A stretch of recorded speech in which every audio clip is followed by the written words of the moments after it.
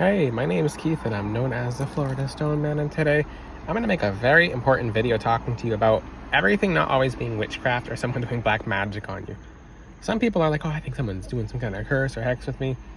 If you have that mindset for 31 days, you're going to curse yourself, and God will sit back and be like, you know what, you're right. You didn't confide in me that much, so you know what, you wanted to make that reality, so go ahead, it's yours. Go, I don't care. He actually doesn't say he doesn't care. He does care, but it will feel like he doesn't care. And you're like, and you're like, okay. And then you go to reader to reader and reader, and you go to person to person to person. These tarot readings are all misleading. You take the holiness of the Lord and you confine it into a reading. God will block every reading from you ever finding the actual truth, and there will just be the spirit of delusion, which the Bible does talk about, in every reading. Every reading will be somewhat accurate, but it's always inaccurate, and you can never fully help yourself. That's why I don't suggest most tarot readers, is because did you ask yourself, most importantly, did you ask God, should I see this tarot reader? And I'll talk about that in the future. You ever say to Jesus, I'd like you to fully show me if I should ever go to a tarot reader or an oracle card reader to get something done, or I'd like you to fully block me. Just do it in a very, very obvious way. So basically, he'll make himself known. You might even get like freaked out or scared, like, okay, never mind, I won't do that, because you're picking up entities when you go there. So a lot of times when people have bad luck, bad luck, or things don't go their way, or things are not the way they would like them to go, people don't take self-accountability. Now that is major. People don't know what those words mean. Self-accountability. Let's talk about your thoughts, your beliefs, your actions, what you speak, your deeds. This all goes into an equation. So if you say to yourself, I'm blessed. I feel like, imagine if we walked around saying, I feel like someone put a blessing on me. Imagine all those people who say, oh, I think someone cursed me, I think someone did witchcraft on me, I think it was 10 years ago. A little secret is, people are not that strong. You're worried about witchcraft? God put crystals in the earth to break witchcraft. You use prayers and you use the gemstones. Literally in the Bible, God had people wearing gemstones. Aaron, the high priest, literally he wore them for rituals. So that's the thing. There's so many gemstones in the earth. Like it's not even a thing. And then it goes to your relationship with God.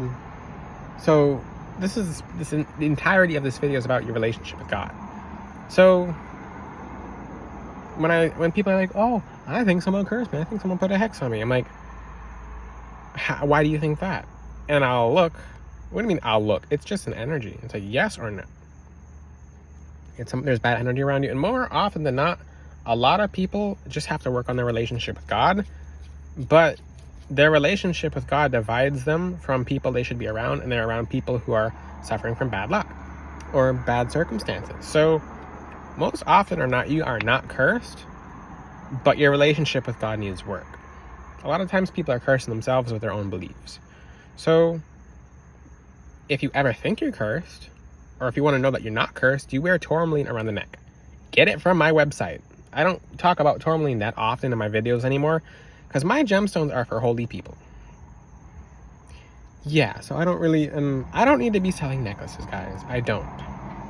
So I make necklaces because they help people and they save their whole lives. Some people are just not good people. Some people are just, there are some demonologists who try to get necklaces and I declined. I'm like they're gonna try to help you, but, and then the holy blessings of the Lord, I mean, I'll make the necklaces for them, but tourmaline as a necklace removes 100% of witchcraft. And then what's left? Everything that the person is. So if you have a limiting belief, work on a limiting belief. And what's that? For example, if you say, oh, I can never jump 15 feet high, or let's use 5 feet. Look at tribes in Africa jumping all the way off the ground. Like literally, oh, that's because their genetics. And that's the thing, you got to change that belief system. It's going to take a long time to change the whole belief system. But like I said, it goes back to your relationship with God. What do you believe that God can do in your life? Oh, this is giant as well. This is very major. So when it comes to the Lord, Jesus, basically you have to know that he's in control of everything. But if you feel like, oh, I think someone did witchcraft, instead of her, oh, I think Jesus is taking care of witchcraft. You don't hear people saying that ever. That's not something you hear of. Oh, Jesus is taking care of the magic that someone did, black magic that someone else has done. You don't hear those kind of people saying that. So, especially in like it's a lot of ethnic cultures, actually. You know, I mean, it's ethnic cultures. It's literally cultural. In some areas, there's witchcraft everywhere. In some areas, there's no witchcraft at all. So it's definitely cultural. But, you can make things cultural. Yes, it is, actually. So you can ask the Lord himself. That's the thing. So a lot of people will be like, oh, I think someone did this kind of, whatever. I'm like, it has no power. Did you give that power, or did you give God power? So number one, give God power, because they can't let that through by themselves. It has to be let through by the Lord. And sometimes if you're ignoring the Lord and not talking to the Lord at all, you're not praying to the Lord at all, you don't even think about the Lord, then who do you think's thinking about you? So in essence, most people are not cursed, but their mindset is a curse to themselves. I'm going to give you a secret. Most people don't even know how to put a curse on other people. You know what they do is they put it on themselves, and they walk around with this energy, and they basically curse people by, they flat out curse people by being around them. So, for example, and I've been cursed by over 2,000 people in 1 year. If you don't believe it, actually, I'm not going to tell you guys to go look. So, they're all checking in. Remember that thing I said on Santa Morte? I had over 2,000 people try to curse me, sending me videos of them killing animals and stuff like that. It didn't do anything. Number one, Jesus. I'm like, you know what? I mean, it's you against Jesus. I'm like, go ahead. They literally were killing animals to try to have, and this, I'm probably one of the best people to talk about this, because they literally had videos of it up, left, right, left, right, left, right. Did I get scared? No. Was it disturbing? Yeah. I'm like, oh, these people are not making it into heaven. So, and they were so adamant about what they were doing, like they thought they were in the right. So, did I ever say to myself, am I cursed? I'm like, no, Jesus is God. Jesus is God, number one. Number two, I wear the full armor of God. I wear gemstones that keep curses away. Number three, I never really thought about it. I don't bring it up to people. And when you wear certain gemstones, you know that when people try something with you, it's converted to abundance. And yeah, I'm moving around a little bit. Those lights are a little bit flashy. So, once you know how energy works, because look at a tree. It takes carbon dioxide, something that's supposed to kill it, and it makes it into oxygen, something that we need to survive. Look what the Lord can do. Who made the trees? Look what God can do. Jesus. So take something that's supposed to kill us and make it into nothing but blessings for us. Like a tree.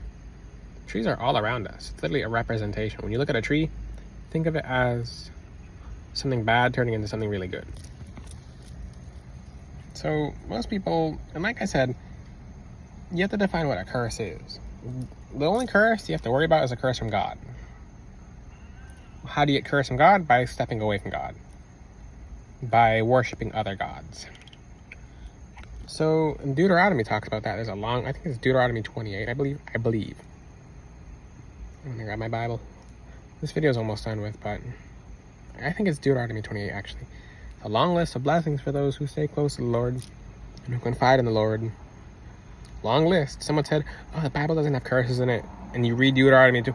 You know what? A long time ago, it was online. Someone said, there's no curses in the Bible. I read out loud Deuteronomy 28 and they blocked me as I was reading it because they were so embarrassed of being wrong. I'm like, I believe it's Deuteronomy 28. It's when God goes into depth about the curses, and it really scares people.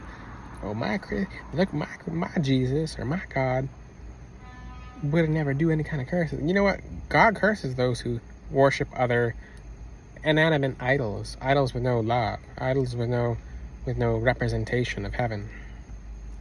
Idols that copy heaven. So, in essence, the message of this video is to turn closer to the Lord.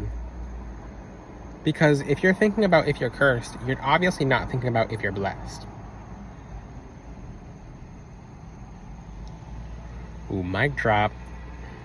The Bible does talk about you turning your eyes to Jesus. And when you confide in the Lord, you don't have your problems diminish. If you have any questions, ask them in the comment section. Until then, I'll see you guys next time. God bless all of you. Ciao.